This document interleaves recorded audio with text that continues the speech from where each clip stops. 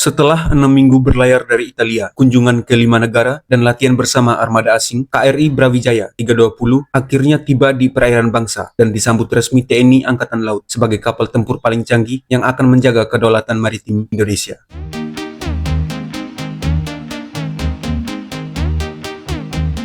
KRI Brawijaya 320 resmi diserahkan oleh galangan kapal Fincantieri di Italia pada 2 Juli 2025 dalam sebuah seremoni yang dihadiri langsung oleh Kepala Staf Angkatan Laut Laksamana Muhammad Ali. Momen ini menandai dimulainya era baru modernisasi armada TNI Angkatan Laut dengan hadirnya kapal perang generasi terbaru kelas PPA. Sebelumnya, kapal sepanjang 143 meter ini telah diberi nama resmi KRI Brawijaya 320 pada 29 Januari 2025. Setelah proses persiapan dan uji coba di Italia, kapal diberangkatkan pada 29 Juli untuk perjalanan panjang menuju Surabaya dengan jadwal ketat yang sejalan dengan program strategis penguatan alutsista nasional.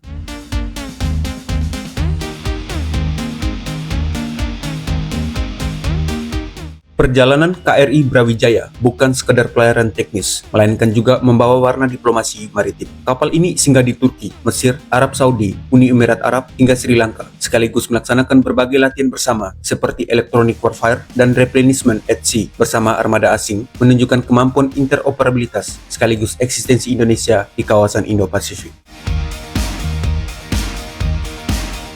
Memasuki perairan Nusantara melalui Selat Sunda pada 4 September 2025, KRI Brawijaya 320 disambut meriah oleh unsur Satkol Koarmada 1, yaitu KRI Sultan Saifuddin 376 dan KRI Lambung Mangkurat 374. Penyambutan dilakukan dengan formasi sail pass, manuver flag hoist, serta penghormatan penuh disiplin dari prajurit TNI Angkatan Laut menghadirkan suasana kebanggaan sekaligus haru.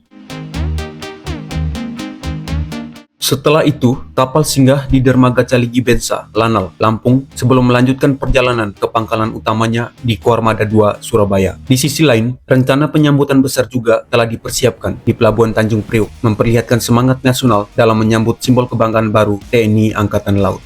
Dalam sambutannya pada saat handover di Italia, Laksamana Muhammad Ali menegaskan bahwa KRI Brawijaya 320 akan menjadi flagship yang mengokohkan peran armada TNI Angkatan Laut dalam menjaga kedaulatan perairan nasional. Lebih dari itu, kehadiran kapal ini adalah bukti nyata modernisasi sekaligus penguatan kemampuan anti perang permukaan di Indonesia.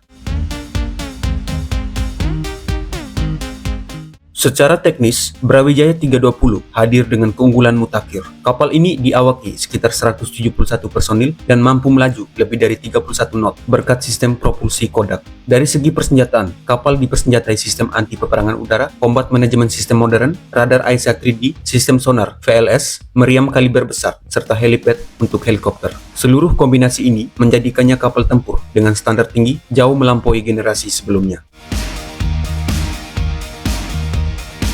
Kehadiran Brawijaya 320 jelas membawa dampak strategis. Kapal ini bukan hanya memperkuat TNI Angkatan Laut sebagai penjaga laut Nusantara, tetapi juga memberi sinyal kuat bahwa Indonesia semakin siap memainkan peran diplomasi maritim sekaligus menjaga stabilitas keamanan kawasan Indo-Pasifik melalui kekuatan laut yang modern.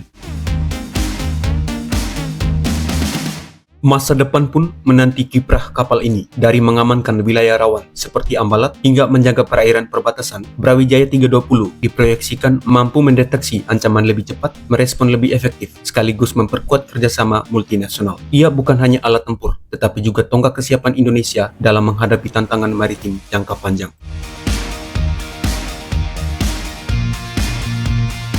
Dengan kekuatan tempur modern dan teknologi sensor canggih, Brawijaya 320 akan menjadi penopang pertahanan maritim nasional. Kapal ini siap mengawal jalur ekonomi biru, melindungi slot vital, dan mempertegas posisi Indonesia dalam dinamika Indo-Pasifik yang terus bergolak. Kedatangan KRI Brawijaya 320 di tanah air bukan sekadar menambah jumlah kapal perang TNI Angkatan Laut, melainkan simbol ambisi bangsa untuk tampil profesional, modern, dan berwibawa di panggung regional. Inilah era baru pertahanan laut Indonesia, era di mana TNI Angkatan Laut semakin mantap menjaga kedaulatan negara dari samudera. Terima kasih dan sampai jumpa.